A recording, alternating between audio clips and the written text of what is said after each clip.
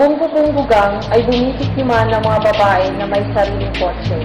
Ang modus operandi nila ay susundan ang biktima at pagdating sa isang madilim na lugar o kaunti lang ang tao, ay sadya nilang babanggain ang biktima.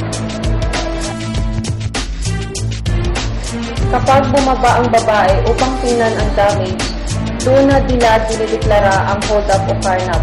Meron pa mga kaso na kapag nagustuhan nila yung biktima, ay dinadala nila ito at pagsamantalahan. Kung sa tingin ninyo ay may sumusunod sa inyo at sinasadya yung pagbangga, huwag na kayong bumaba. Kung makikita ninyo ang plate number ng sasakyan, isulat agad ito at i-report sa pinakamalapit na pulisya.